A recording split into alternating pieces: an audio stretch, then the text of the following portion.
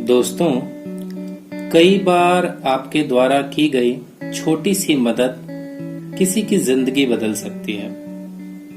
आइए जानते हैं कि कैसे एक सहारे ने धीरज की जिंदगी बदल दी। शुरू करते हैं मीत की कहानी। अपने बूढ़े माँ बाप के साथ श्याम बरेली के गणेश नगर कॉलोनी में रहता है। घर से करीब 10 किलोमीटर दूर उसकी दवाइयों की एक दुकान है। शादी नहीं हुई है उसकी। माँ बाबा की तबीयत ठीक नहीं रहती, तो ज्यादातर काम उसे ही करना पड़ता है। शाम को अपनी दुकान से लौटते वक्त वो चौराहे पर धीरज सब्जी वाले से ताजी सब्जियां ले आता है। वैसे तो आजकल लोग ज्यादातर मॉल से ही सब्जियां लेते हैं, पर श्याम को लगता है कि अगर सब लोग मॉल से सामान लेने लगे तो ये सब्जी वाले, फल वाले और बाकी रेडी वालों का क्या होगा। और भाई धीरज, क्या हाल है? बढ़िया है मालिक, आपकी दया से आज बिटिया का 10वीं का रिजल्ट आया है। पास हो गई है, वो भी फर्स्ट डिवीजन से। अरे वाह, ये तो बहुत अच्छी खबर है। फिर आगे का क्या सोचा है? आगे का तो अब 10वीं तक पढ़ा दिया है, अगले साल शादी कर देंगे किसी तरह। क्यों? और आगे नहीं पढ़ाओगे? कहाँ पढ़ा पाएंगे?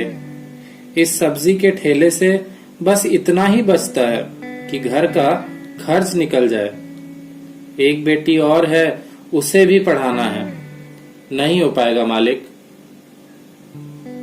अगले एक हफ्ते तक श्याम रोज उस सब्जी वाले को समझाता कि वो अपनी बेटी को आगे पढ़ाए।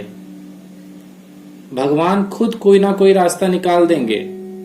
अगर गरीबी के इस दलदल से निकलना है ना, तो अपने बच्चे को पढ़ाना ही होगा। आखिरकार धीरज को इस बात की समझ आ ही गई। उसने फैसला कर लिया कि वो अब ज्यादा मेहनत करेगा और अपनी बेटियों को पढ़ाएगा। आखिरकार उसने 11वीं में अपनी बेटी का दाखिला करवा दिया। अभी स्कूल जाते 2 महीने ही हुए थे कि बिना ट्यूशन के उसे कुछ समझ ही नहीं आ रहा था। एक दिन जब श्याम सब्जी लेने आया तो धीरज बोल पड़ा, साहब, आपके कहने पर मैंने बिटिया का एडमिशन तो करवा दिया, अब ट्यूशन भी पढ़ाना है। कहाँ से लाएंगे इतना पैसा? हम पहले ही बोले थे, ये पढ़ाई वढ़ाई ना हमारे बस का नहीं है। उस वक्त धीरज की इस बात पे श्याम ने कोई जवाब नहीं दिया और अपनी सब्जियां खरीद कर वो वहां से लौट आया। श्याम उसकी मदद करना चाहता था, जिससे धीरज अपनी बेटियों को पढ़ा सके। 4 दिन बाद जब वो सब्जियां खरीद रहा था तो चुपके से उसने सब्जियों के बीच 500-500 के 2 नोट छुपा दिए। अगले दिन वो फिर सब्जी लेने आया। धीरज ने उसे बताया कि आज से उसकी बेटी ट्यूशन जाने लगी है। वाह भाई, ये हुई ना बात। मैंने कहा था ना, तुम अपने बच्चों को पढ़ाओ, भगवान सबकी मदद करता है। हाँ मालिक, कर ही लेंगे किसी तरह इंतजाम। पता नहीं कल कोई अपने 1000 रुपए यहाँ रेडी पर गलती से गिरा गया था। वो आया नहीं वापस पैसे लेने, तो मैंने उन पैसों से बिटिया की फीस जमा कर दी। ये अच्छा किया तुमने। अब हर महीने श्याम उसकी रेडी पे 1000 रुपए छुपा देता था। ऐसा करते हुए आज पूरे 2.5 साल हो गए हैं। उसकी बेटी ने 12वीं की परीक्षा भी बहुत अच्छे नंबरों से पास की है। इतना ही नहीं, उसे एक हॉस्पिटल में रिसेप्शनिस्ट की नौकरी भी मिल गई है। धीरज तो बात बात पे कहता है कि भगवान हर महीने पैसे भेजते थे, हमसे तो हो ही नहीं पाता। अब उसके घर के हालात भी सुधर रहे हैं, उसकी जिंदगी खुशहाल बन रही है।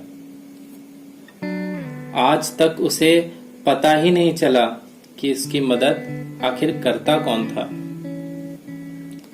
दोस्तों, आजकल तो हम किसी को 100 रुपए भी दे देना तो उसके साथ फोटो लेकर पूरे सोशल मीडिया पे अपलोड कर देते हैं।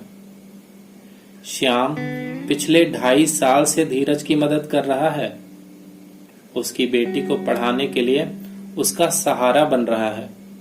ना उसने कभी ये बात जाहिर की, ना धीरज को शर्मिंदा होना पड़ा। दोस्तों, किसी की मदद करनी है तो ऐसे करें कि सामने वाले को भी पता ना चले। हम किसी का सहारा तो बन जाते हैं, पर जब ये बात समाज में फैलती है तो हम ये सोच भी नहीं सकते कि हमने जिसकी मदद की है उसके साथ क्या बीतती है। समाज के ताने उसे चैन से जीने भी नहीं देते।